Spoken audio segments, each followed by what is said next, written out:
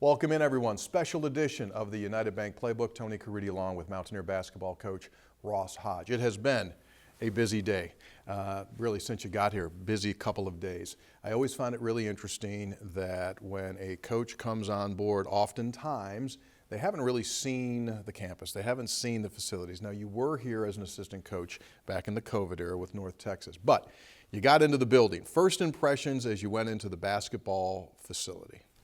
Was blown away. Honestly, I couldn't believe the vision and the progressive mindset 12 years ago to really build a practice facility, locker room situation, office space that's really emulated around the country. And I have had the opportunity to, visit some of the newer ones that are held in such regard. But man, ours rivals anyone's in the country, and really just was really speechless. Couldn't believe that it was built 12 years ago, and very thankful at the same time. And you know what's amazing? The Coliseum's over 50 years old now. Now, the last time you were there, everyone had masks on. I think the crowd was less than 300 people. You mentioned in your introductory press conference how important home court is. Walk me through your mindset. What's your vision of building that Coliseum crowd? Well, it starts with the students, ironically. And I know there's so many people that love Mountaineer basketball across this entire state and generations of Mountaineer fans, but when you're trying to build a legit home court advantage nowadays, your student base is so important, and can't wait to work with the Maniacs and get a chance to figure out some collaborative ideas that we can do to get student engagement. The energy in the building shifts when your students are in a frenzy, and it gets everybody involved. And historically, the Coliseum has been one of the best places to play in the country. I think they've won 75% of their games there. And we mentioned in the press conference that it is the #1 home court advantage on Ken Palm. And again, it's home courts are real in college basketball. They're a real thing. You can feel it. It can energize you when you're in a stretch when you're not playing great. It can carry you on when you are on a great run. And if it's worth a basket, then it's worth everything. And I can't wait to continue the tradition of having one of the best home court environments in the country. Yeah. You mentioned during your press conference that the West Virginia basketball brand, you immediately felt it as you started in the early stages of making calls. Let's talk about that, because I think sometimes with the portal being open and filled with players, and everyone kind of gets anxious because like, hey, are we losing out? Are we missing kids? Walk me through where you think are chronologically to building this roster. Well, we're in a dead period right now, so that means you can't go anywhere to recruit. So anyone, once we assemble our staff, you can't go anywhere. No one can come here, whether it's an official visit or an unofficial visit. And so really what you're going to do over this next 10 days, you're going to try to get as organized as you can and prioritize the people that you feel like are a priority, and you start setting up your visits. And really for the next 3 weeks, you may have a day or two in between, but you're going to be having nonstop visits, really probably all the way up until summer school starts, finalizing your roster. And I think everyone is anxious and excited to see how the roster starts building and shaping out. And I think John Wooden coined the phrase, be quick but don't hurry.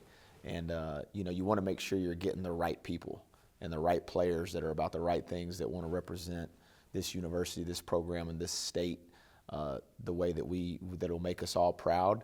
And if that means you got to be a little more patient than what some people may like, that's what you got to do. But I'm confident that there's great players out there. You have a great university, a great fan base, a great program, and we'll get the right people. You obviously mentioned on multiple occasions about your defensive efficiency, and over the last 8 years, right there, second in the country, battling back and forth with Houston. personnel-wise, body build-wise, what do you need to win in the Big 12 in your view?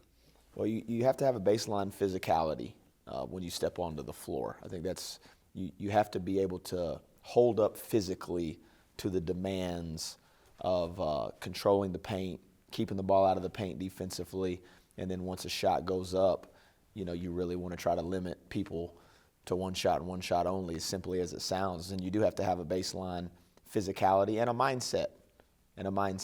We talk a lot about it. It's not always the bigger man that wins. It's the lower man, who's playing the game in a stance, who's willing to hit first, who's willing to get on the floor first. So there are physical components that you have to have, but a lot of it is also finding the right mental makeup and characteristics that you can get out there and physically hold up and compete against the best of the best.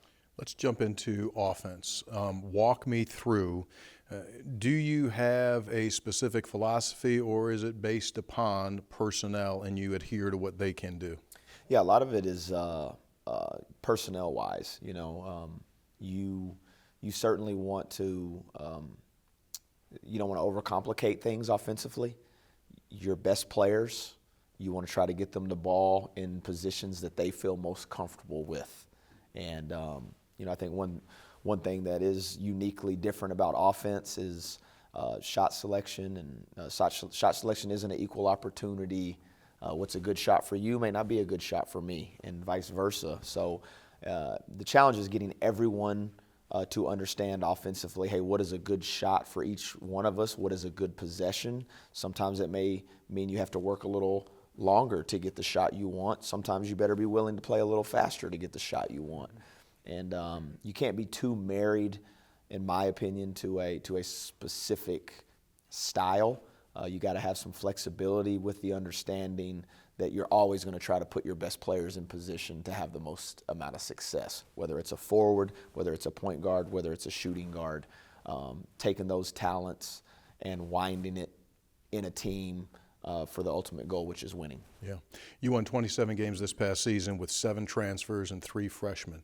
What does that tell us about winning at today's new world of college basketball? Yeah, there was certainly a time period, not that there was a negative stigma surrounding junior college coaches, but maybe a little hesitancy at the 4-year level to give some incredible junior college coaches opportunities.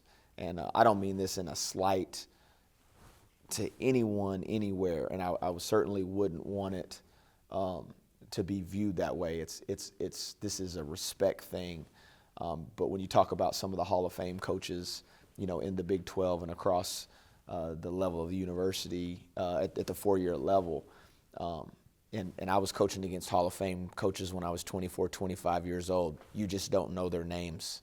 You don't know Leon Spencer at Trinity Valley and Louis Orr at Navarro and Scott Jernander at San Jack and Pat Smith at Moberly. These guys have won 600-700 games, and they'd been doing it for a really long time.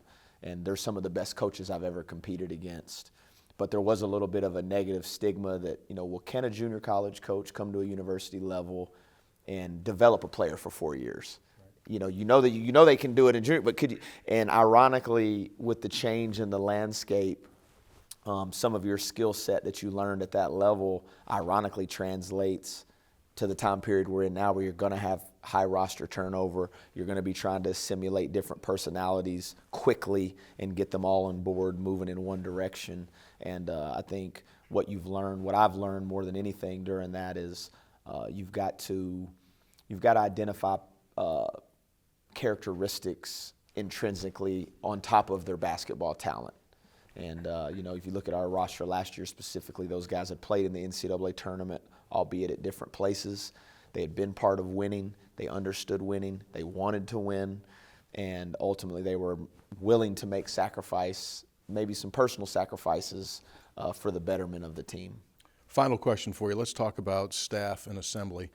In this new world, some teams are hiring general managers or a little bit extra emphasis. The composition of your staff, what do you have to have? What do you want to build this to be?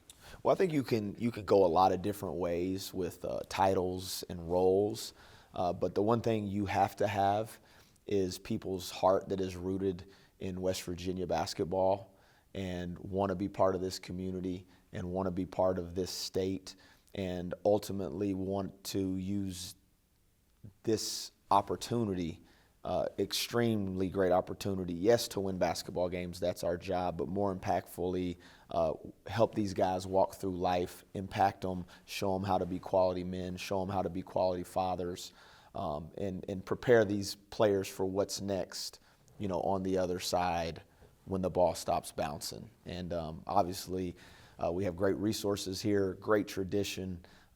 You have an opportunity to go hire some of the best coaches in the country to be part of your staff. And some of that means we already have that in place with some of our staffing at North Texas and have the opportunity to go add to that. But the number one thing for me is being around people that you want to do life with. And I think if you're showing up to office, if you're showing up to practice, if you're showing up to games, and everybody's emotionally invested in wanting to be there, what shows up on the basketball floor is a byproduct of that. It'll translate. Coach, we appreciate your time. Thank y'all. Thank you. West Virginia head basketball coach Ross Hodge, and this has been a special United Bank Playbook.